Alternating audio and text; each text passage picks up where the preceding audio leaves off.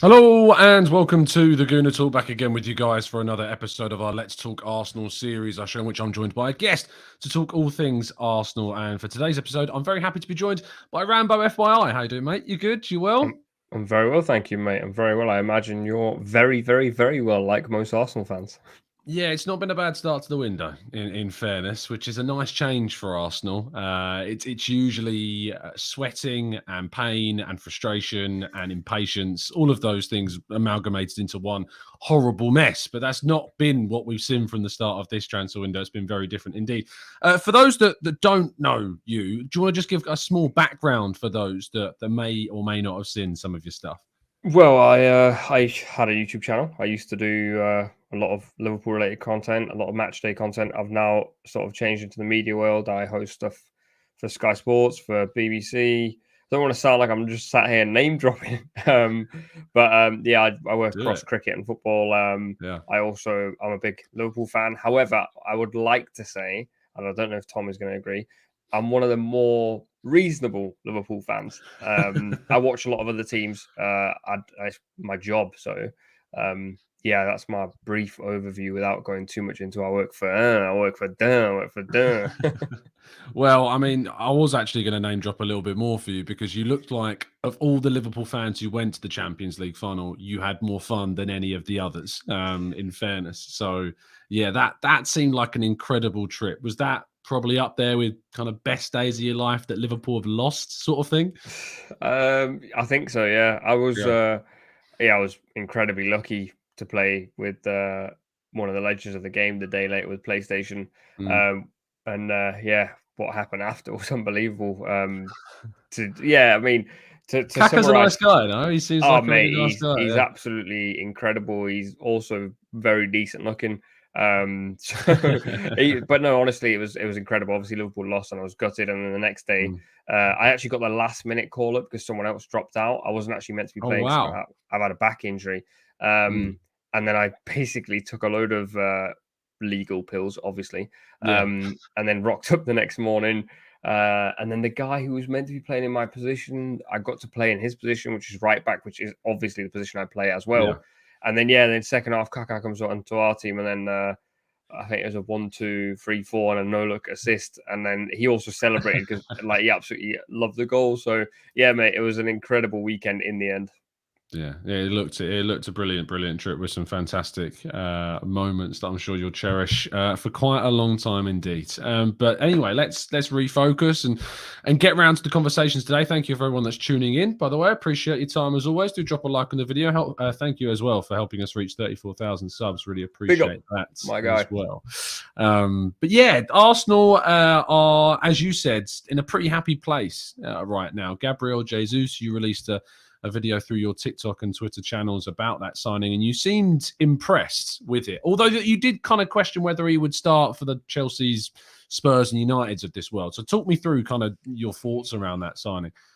Well, it was interesting because I think at the end of last season, United fans, Chelsea fans, Tottenham fans were all saying they'd have Gabriel Jesus in a heartbeat. I think you tweeted earlier saying everyone's now sort of going, oh, Arsenal got the one that nobody else wanted. I don't think that's true at all. I think Gabriel Jesus is a very underrated player. I think he started 99 games for City, and he's got 53 goals and 23 assists. So he's going to get goals and assists. The one thing I was sort of leaning towards in the conversation that I was having on TikTok was that, is he the finished article? Which I don't think he is. But then in reality, who is these days? I think there is a lot of players now around the world where they can have 6 or 7 months at the absolute pinnacle of the game for a season and then drop off, which is completely normal. I think overall it's a very exciting signing, mainly to suggest the direction Arsenal are going in. They've just bought a player who's played over 20 games for City every season practically since he's been there. I think the expectation on him will probably be, can you go and get us 20 goals, which I think is unrealistic. But I think overall, to get someone for 45 million from Man City and also a profile that's worked under Arteta before, just feels like a really good fit. Yeah, I think the profile, the pressing in particular, is obviously something that Arteta demands so much from his players, and having someone that's going to be able to do that a lot more than say Alexandre Lacazette was able to do is going to significantly step up. I mean, this one of the stats you pointed out, the amount of the conversion rate doubling that of Alexandre Lacazette, that's going to bring so much. And I see one of the big criticisms that's kind of out there is that he only scores tap-ins, but when you watch Arsenal play, that's the main type of chance Arsenal tend to create, is those, close proximity shots. And is there really anything wrong with just scoring I mean, tap-ins? I saw the tweet go viral, and it was like, he only scores tap-ins. Do you remember a memorable goal of his? Something like that. Mm, And my immediate impression was, no, I don't. But mm. I remember Ruud van Nistelrooy scoring one goal against Fulham from the halfway line where he took on 6 players. Apart from that, I cannot remember a single Ruud van Nistelrooy goal. But he still scored over 100+ Premier League goals. Same for Jamie Vardy. I don't remember a single one of his goals, bar the one where he put it across the hair Against to break Liverpool. the. Yeah, and Liverpool, yeah. But Yeah. generally speaking, I don't. It's such a weird thing to go after a striker about. Is he Yeah. doesn't score memorable goals? In my opinion, if my forward's scoring goals, I don't care if he's scoring them with his neck, with his chin, and it's the same Yeah. for Arsenal. One of the things I talked about in the video was. Arsenal create a lot of opportunities in the 6-yard box. I think your XG was 69 last year, I think, Mm. and you scored 61. But equally, when I looked back at a lot of the goals, you weren't scoring a lot of goals in the box, not in the 6-yard box. And I think Mm. Jesus will add that to what you guys already do going forward. And with the creativity you have of Martinelli and Saka, Erdegaard, Emil Smith-Rowe, which I don't know what's going to happen with him now, Fabio Vieira, Mm. he's going to get chances and he's going to score goals. Yeah, and that's what Arsenal fans, all we can hope for is from the striker that we bring in, is that they add those goals that Arsenal desperately kind of needed to the team. The entire model that Edu and Arsenal are looking to kind of go through, it's taken time, and it's nowhere near completed, and it's costing also a hell of a lot of money. This summer could see Arteta's spending tip over the £400 million mark this summer, which is a significant investment when you consider that other teams around us. United have spent 300 million, I think, in the last 3 summers. Spurs have spent, I think, 400. Sorry, it's the other way around. United have spent 400 million. Spurs have spent 300 million, and Chelsea have spent 350 million. So it's not deviating too much from what the teams around Arsenal are spending, but it's the way that Arsenal are spending money now that's so different and so improved upon years and years of poor decision making from a recruitment perspective. 30 odd million spent on Mustafi, 40 million spent on Xhaka, 16 to 20 million spent on Socrates. These types of deals just never did anything. And whilst Aubameyang was, you'd look back on him as a very good player for Arsenal, we spent 60 million on him 6 months after we spent 50 million on Lacazette in a system where we only play one striker. It's these decision makings, and we replaced, Alexis with Aubameyang, which was never really a like for like change, and we forced Aubameyang to play in an area that wasn't necessarily getting the best out of his performances. So it's now we see with the signings of the likes of Tomiyasu and Ben White and Ramsdale, and even the smaller ones like Nuno Tavares and Lokonga, smart signings, not a lot of money, but are definitely going to give you profit beyond anything else when you sell them, which Arsenal haven't done because we've been paying off contracts. And then this summer, the signing of Fabio Vieira came out of absolutely nowhere. Really exciting 22-year-old Portuguese talent. You speak to Portuguese experts and they rave about this kid as being a guy that with more of a higher ceiling than possibly even Bruno Fernandes. So it's all talk, but it sounds great. But how do you kind of measure Arsenal's plan, and where you see it when you look from a Liverpool perspective and say, is this kind of got the feel of something similar to what Liverpool did? I think the thing is, like, Liverpool's model is really unique in a lot of ways, whereby like Liverpool's spending only began because of Coutinho's sale. That was like the moment where Liverpool decided they could spend money. And I think even to this day, the board actually doesn't want to spend money. I'm not against that idea at all. I think if it works, then it works. Do I think Arsenal are going down a similar pathway? Potentially with the players you're recruiting, in the sense of you're actually plugging gaps where you need to. You needed a new keeper, you went and got Ramsdale. You needed a new centre-back, you went and got Gabriel and also Ben White. You needed a right-back, you got Tomiyasu. You probably still need a centre-mid. That's one area where I mean, you got Thomas Partey, but his injury record at Arsenal hasn't been great. And then you've got Erdegaard, who I personally think might play a little bit deeper, and I actually like him playing deeper, but that's a personal preference of mine. But then you need a striker. You went and got one. So I think the big thing for Arsenal that you haven't done previously, like you just alluded to, is you've bought players that you actually need. I think previously you've gone into the market and gone, he looks cheap, or he looks like he could work for any team. Let's just have him and just see if we can fit him in. I think that starts from the top in the sense of like Edu and Arteta clearly have an identity. They clearly have a plan, and they clearly know how they want to execute it. Then you've got to bring in the profiles that allow you to do that, which is what they are doing with the signings they're making. And then I also really like the stance on William Saliba last season, which a lot of people didn't. I really like the stance on Aubameyang, which a lot of people were split on. And those big decisions have allowed Arsenal to now go, well, if we're going to go and get Gabriel Jesus, he's got to fit the idea of Arteta on and off the pitch. So in that sense, I think it's quite similar to Klopp and what Liverpool have done. In terms of like the way the money is spent, I think that's just so difficult to replicate because Liverpool have always had assets to sell to then be able to fund their next move, which I think Liverpool are sort of moving away from a little bit as well, but not too far. Arsenal still are in a situation where if I think about Arsenal's like top player, Saka, if Arsenal sold Saka this summer to fund the rest of these deals, then I would say the model is very similar to Liverpool's. Whether that would work for Arsenal, I don't think it would, because when Liverpool got onto the buy to sell model, sell to buy model, they already had a lot of other players in positions. So they were 2 or 3 away from competing. Arsenal are still 3 or 4 away from competing. So the model, the idea in terms of the players coming in is similar. In terms of whether the money's being used in a similar way, I don't think it's overly similar. But personally, I've been Arteta in since the day he got the job. So to see him getting the players that he actually wants, it's a delight from my perspective, and also I imagine for Arsenal fans as well. The big question around Arteta, and I suppose from a Liverpool perspective, Arsenal want to get there. That's where Arsenal want to be. They want to be again challenging for titles, back in the Champions League, all of that stuff. But as a Liverpool fan, does Arteta threaten you as a coach? That's a hell of a question. Arteta does, but up until now, Arsenal haven't. And that is why I go like, if you give the best builder in the world the best tools in the world, he has the potential of building the best house in the world. But if you give the best builder in the world naff tools, he's going to build you a house as best as he possibly can. I think that's what Arteta's had to deal with up until now. And so, like, as a coach, he threatens me because I'm like, on his day, and it has been proven, Arsenal have turned up against Liverpool. And earlier this season, last season, they turned up against City and absolutely deserved more than a 2-1 loss. It should have been a draw at least. I think there's signs there that say Arteta, with the right type of profiles, with the right players, can turn Arsenal into a consistent side, to a side that wins games.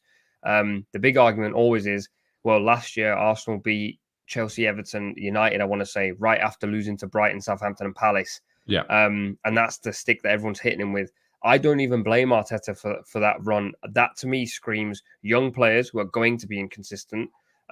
Injuries that Arsenal had that meant he wasn't allowed to play players that he wanted to play. Yeah. And when you had a fully fit 11, Arsenal, I think, went on a 7 or 8 game run of winning games. So that's why I feel ever so slightly threatened by him. But for Arsenal to reach where Liverpool and City are right now, that's still a long way to go. What? Because you went from a case where obviously the season when you went on the title run under Brendan Rodgers, finished second, and the famous slip, obviously, but that was kind of thrust through the SAS situation. There was so much that carried Liverpool through that season. But then there was obviously the dip again.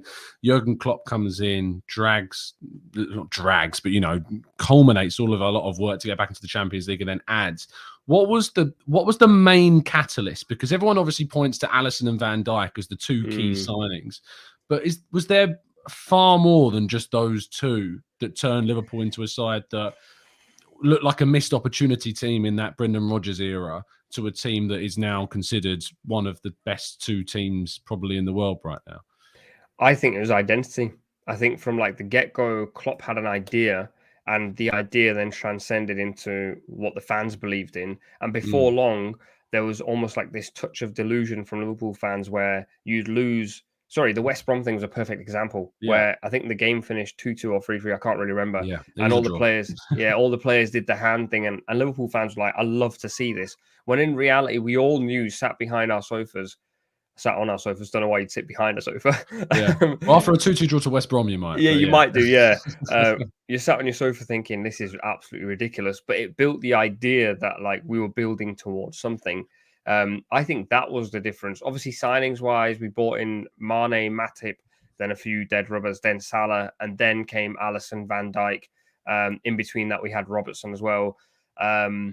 But I don't think there was ever particularly a moment or a player where I went, that guy is going to win us the title, or that guy has turned us into contenders. It was something we were building towards. Now, the big thing for me last year with Arsenal, and I'm sure you'll agree, was you had to get top four.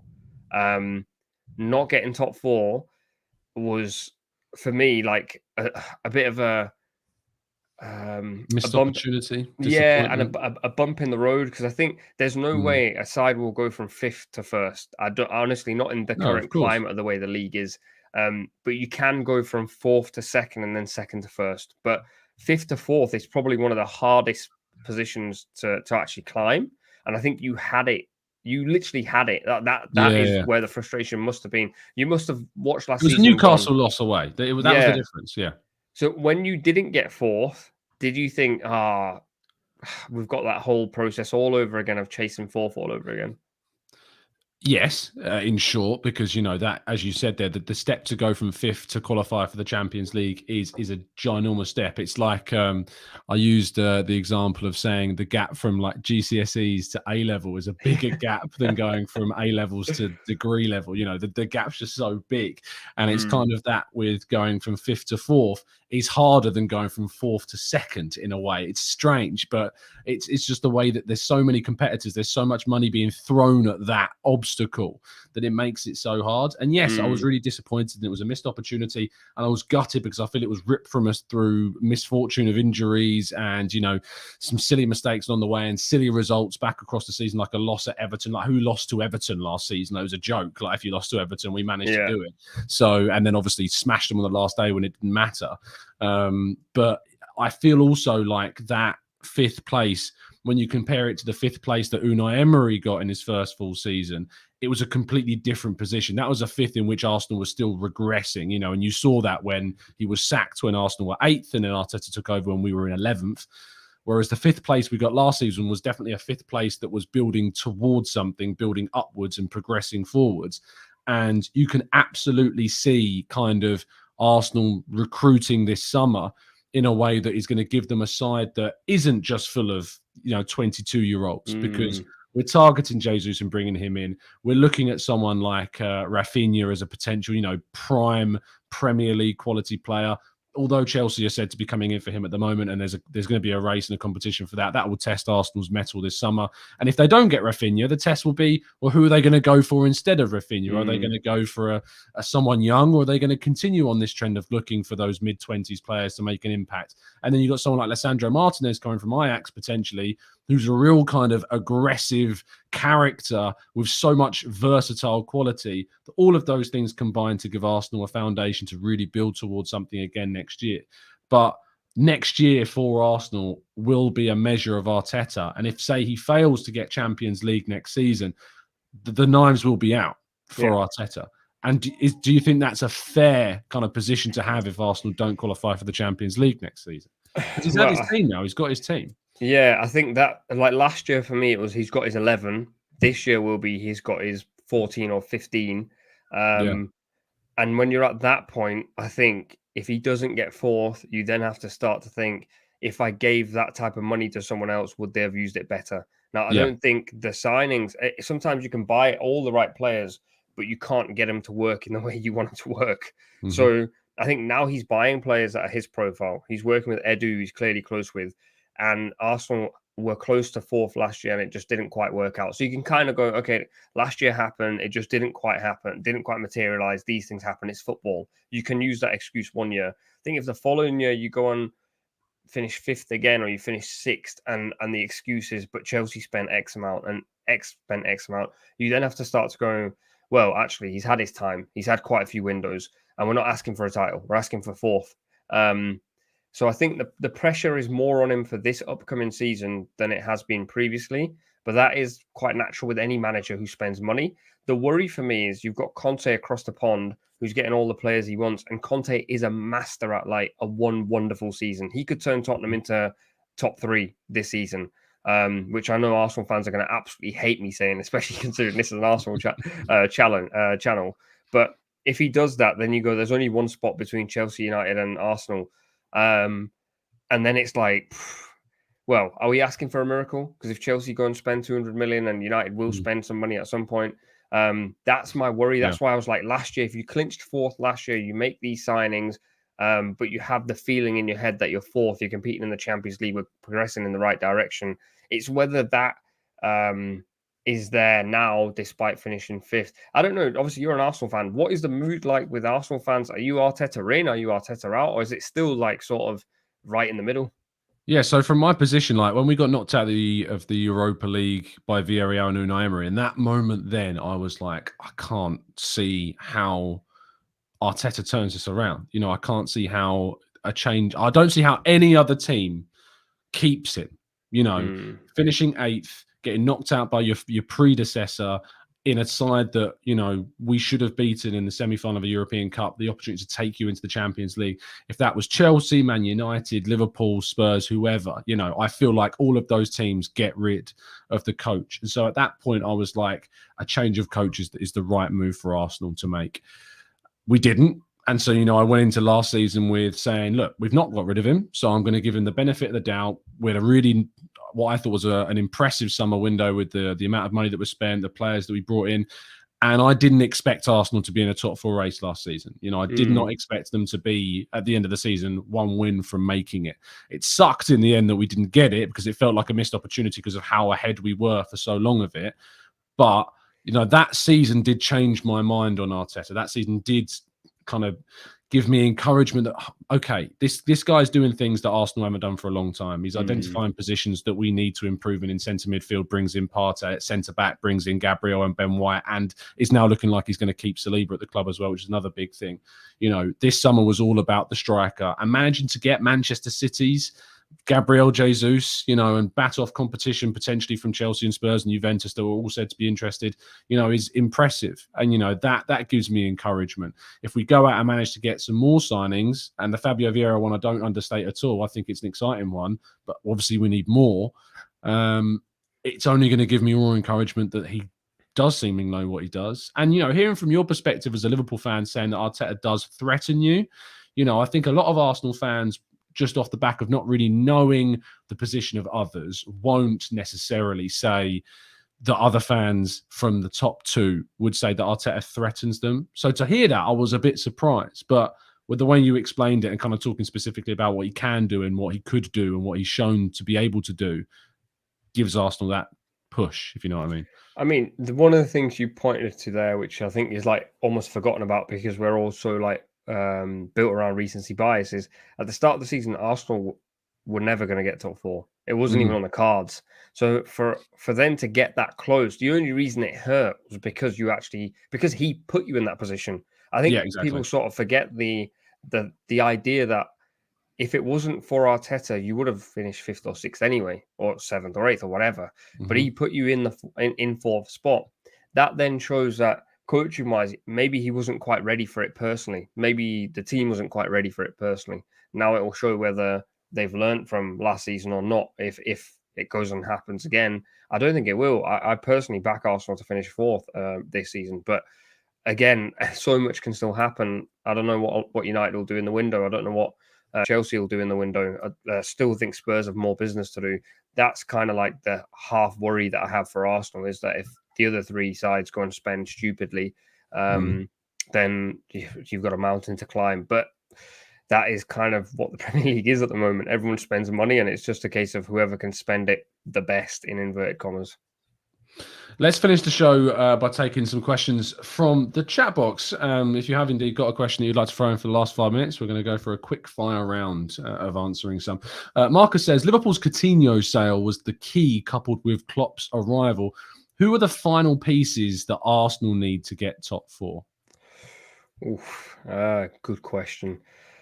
I would say possibly I see. This is the thing. This is another thing. I don't want to like downbeat Arsenal fans on their signing. The same for yourself. But the signings that Arsenal have made don't strike me like the Liverpool ones did. So Gabriel Jesus strikes me as like an upgrade on what you have. Is he the upgrade that you need to compete for a title? That's the difference between that is huge. Is he more like the Sadio Mane kind of signing from Southampton at that time to take you to that next step? Yeah, possibly. But I think when we signed Sadio Mane, we hadn't seen the best of him. I think Jesus, we might have seen the best of him in little short bursts. And that's where I come to the whole finished article debate of where you can sign some of these really good players, but if they're not the finished article, then you probably won't get close to the title like that. But it's patience. Patience is the biggest thing.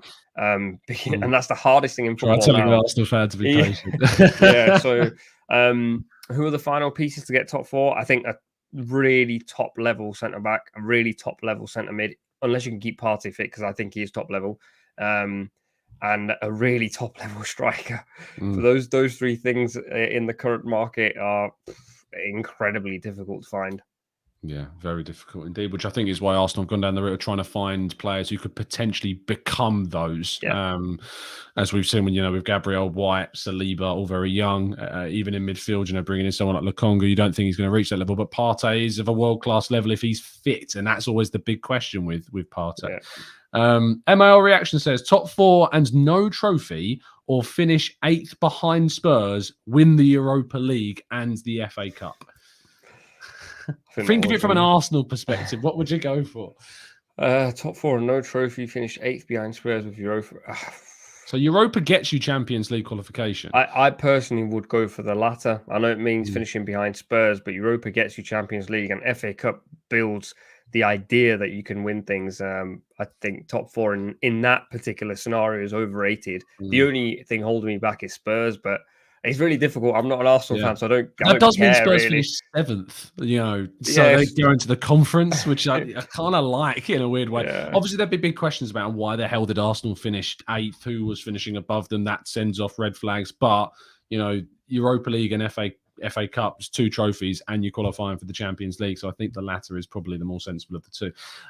King says, Tom, if we only get Jesus, Rafinha and Martinez, is that enough? Or does Arsenal need as well to bring in a centre mid to kind of compete and keep Xhaka? Do you think that Jesus, Rafinha, Martinez, if those 3 come into the team, is that enough for Arsenal to complete their top or their Champions League aim for next season? Well, that's where I would pause, because even you were struggling to finish the end of that, because it's what is enough. To me, enough would be finishing top 4 as an Arsenal fan if you sign them 3 and potentially kept Xhaka. I think that's enough to get top 4. But it really depends on what you want. Do you want more than top 4? Because then those 3 guys are not going to get you more than top 4, but it might get you 3rd, but they're not going to get you in the top 2. Louis says, do you think Arsenal will be able to manage the pressure of decisive games this season? To me, that's where we lost top 4. And even though we blame players' ages, I think Arteta did not handle them necessarily well. I think, the North London derby, his team selection with Tomiyasu on the left and Cedric to deal with Son and on the Arsenal's right was a big error. The Man City game, the heads went, after we conceded and Xhaka gave away that penalty, although I thought the performance in that game was really good. Do you think that is where Arsenal lost it? Because I kind of think Arsenal lost it more so in the games against Brighton, Southampton and Crystal Palace in that weird run that we had. I think you lost it when it comes back to the point I was saying earlier. Aside from ages, the quality of players you have, Xhaka is probably the primary example. When Xhaka has an average game, people are like, oh my God, he's absolutely shit. Pardon my language. When he has a good game, people are like, he's world class. But the reality is Xhaka's a £20 million footballer. So he is going to be great for 10 games. He's going to be average for 10 games. He's going to be awful for 10 games. And he's going to be a mixed bag for the other 8. That is what you get out of a player that is worth 20 million. Now, flip that to, say, my club, Liverpool. If I'm looking at, say, Van Dijk, and in a season he is superb for 37 games and he has one bad game, I can understand that because he's worth that type of money. So I think having like the idea that it's because of Arteta all the time, certainly the Spurs game, his selection was very left field and he got that wrong. It's only normal. But I think generally speaking, the inconsistencies come from age, but then also players who are just at the middle level of quality. That is going to happen. Rambo, thank you so much for your time this afternoon. My Really pleasure, man. appreciate it. I think you've tackled a lot of Arsenal-related questions brilliantly well and given us plenty of insight on the Liverpool side of things too. Tell people where they can find you and what you're going to be up to. Well, I'm at RamboFYI on all platforms, and we've got a very exciting month. Actually, I'm going to New York next month, doing some stuff in motorsports, which will be very exciting. Meeting a few celebrities, and then then it's football season. Then we get to go again on Sky, and I'm doing the transfer window actually. Nice. If you want plenty of insight on Arsenal and all the other transfers, then that is the place to find me, and that is the place to go. Thank you for having me on as well, man. No, absolute of course. pleasure. My pleasure. My pleasure. Make sure you go and give Rambo a follow on Twitter at RamboFYI on Twitter and, of course, on YouTube and TikTok as well. We will see you tomorrow morning back bright and early, as usual, for the 8 a.m. transfer update show. Thank you for tuning in. Do drop a like on the video if you've subscribed. Do subscribe, of course. I mean, if you haven't done, I don't know why you would subscribe again. You get completely what I'm saying. But thank you for tuning in, and we'll see you again very soon. And as always, up the Arsenal.